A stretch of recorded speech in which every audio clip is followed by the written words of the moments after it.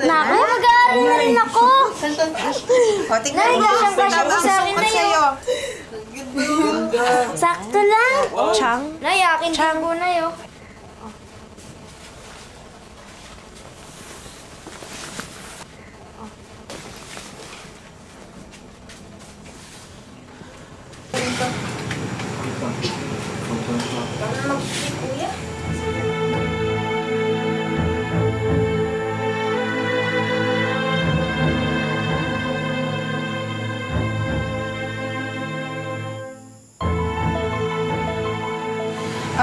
Mga anak, sige na. Pasok na kayo sa kwarto. Iligpit nyo na yan. Tapos matulog na maaga, ha? Sige. Aabot si Linda sa puntong hindi na niya iniinda kung tama ba o mali ang kanyang ginagawa.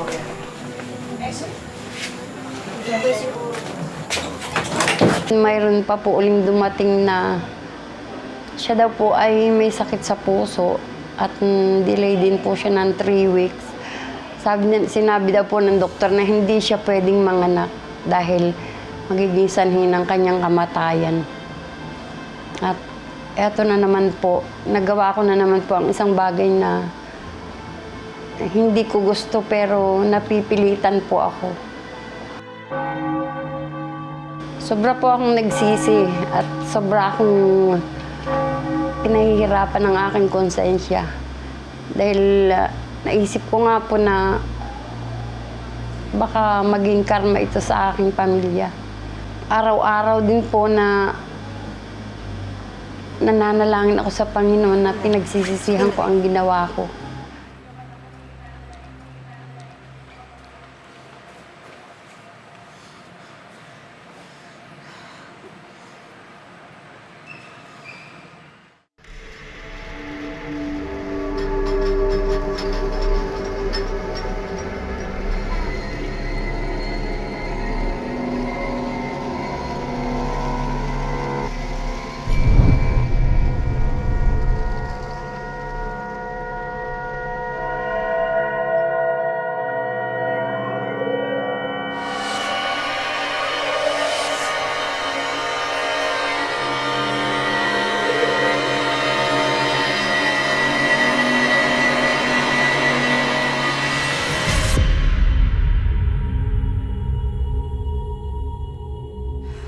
Tara, uwi na tayo.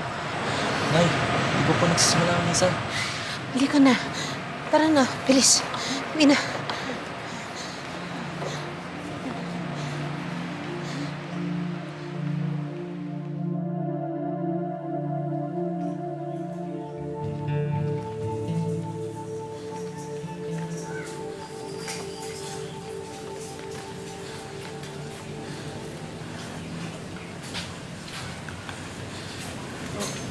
Anong nangyari sa'yo kanina? Konsensya ka na, no? Joel, titigil na ako. Hindi na ako tatanggap ng mga nagpapalaglag. Hindi ko na masikmurang pakainin ng mga anak natin galing sa masama. Joel, mapapatawad pa kaya ako ng Panginoon sa mga ginawa ko? Ewan ko. Pero mabuti nga tumigil ka na. Mamaya, makarma ka pa, madamay pa yung mga anak mo.